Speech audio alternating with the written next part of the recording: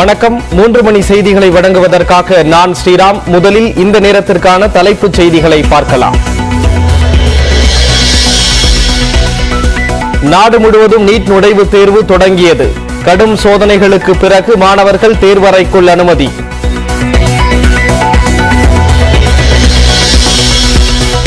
தருமபுரி, சேலம், ஈரோடு, கோயம்புத்தூர் உட்பட 18 மாவட்டங்களில் இன்று கனமழை பெய்யும். சென்னையில் 2 நாட்களுக்கு இடி மின்னலுடன் மிதமான மழை பெய்யும் என்று கணிப்பு.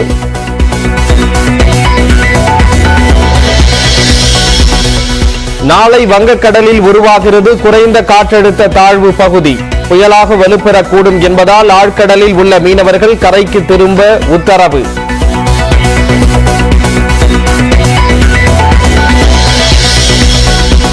ஆக்கப்பூர்வமான விமர்சனங்களை ஏற்பதற்கு தயங்க மாட்டேன் என முதலமைச்சர் ஸ்டாலின் பேட்டி. திமுக ஆட்சியின் 3ஆம் ஆண்டு தொடக்கத்தை ஒட்டி அண்ணா, கருணாநிதி நினைவிடங்களில் மரியாதை.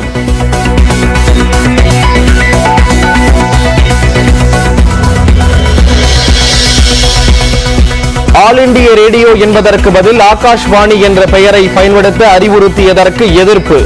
முடிவை திரும்ப பெற கோரி மத்திய அமைச்சர் அனுராக் சிங் தாக்கூருக்கு TR பாலு கடிதம்.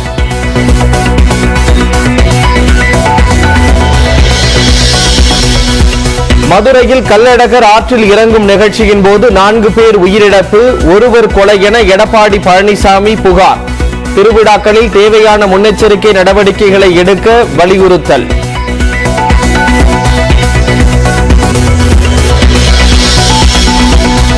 சபரீசன் சந்திக்க விரும்பியதன் காரணமாக சந்திப்புக்கு ஒப்புக்கொண்டார் ஓ பன்னீர்செல்வம். சேப்பாக்கம் மைதானத்தில் நடந்த சந்திப்பு தொடர்பாக OPS மகன் ஜெயபிரதீப் விளக்கம்.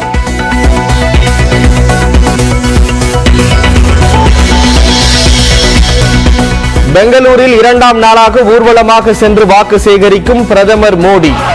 மலர் தூவி வரவேற்கும் பொதுமக்கள்.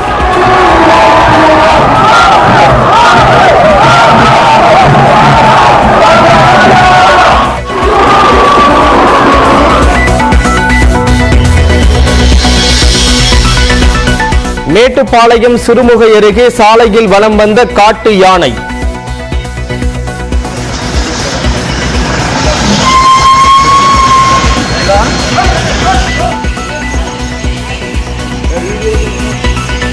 சத்தியமங்கலம் சிறுமுகை சாலையில் போக்குவரத்து பாதிப்பு.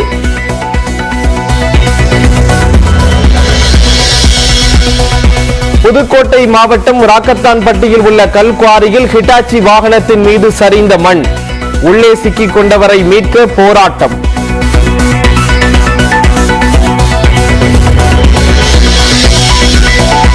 விடுமுறை தினத்தை ஒட்டி கொடைக்கானலில் அதிகரித்த சுற்றுலா பயணிகளின் கூட்டம். கோத்தகிரியில் 2ஆம் நாளாக காய்கறி கண்காட்சியை காண ஆர்வம்.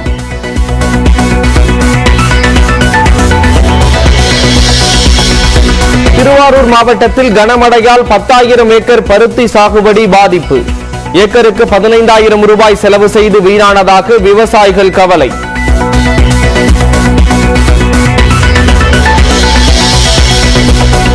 சேலம் அருகே மின்கம்பி அறுந்து விழுந்து கட்டட மேஸ்திரி பலியான விவகாரம். குடும்பத்தில் 2 அரசு பணி வழங்க கோரி உறவினர்கள் போராட்டம்.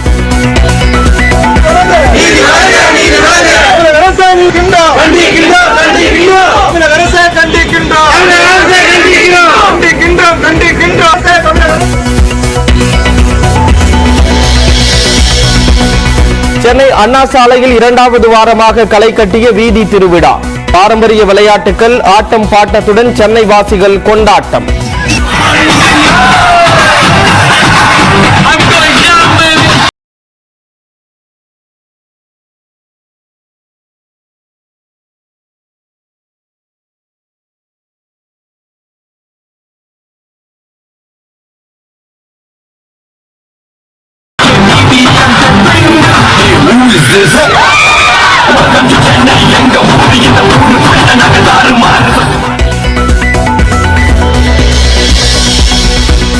சென்னையில் சினிமா தயாரிப்பு தொடர்புடைய பழைய சாதனங்களின் கண்காட்சியை திறந்து வைத்தார் முதலமைச்சர் மு.க. ஸ்டாலின்.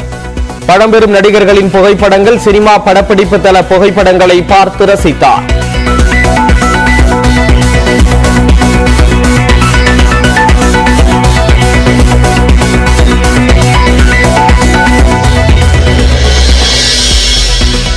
ராமேஸ்வரத்தில் 100 மீட்டருக்கு உள்வாங்கிய கடல், அச்சத்துடன் நீராடிய பக்தர்கள்.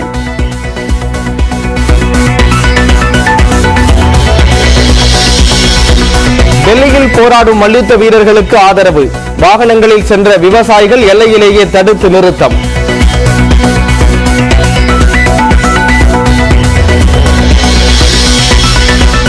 மணிப்பூரில் வன்முறை வெடித்த சுராஜன்பூர் மாவட்டத்தில் ஊரடங்கு தளர்வு, அத்தியாவசிய பொருட்களை வாங்கிய பொதுமக்கள்.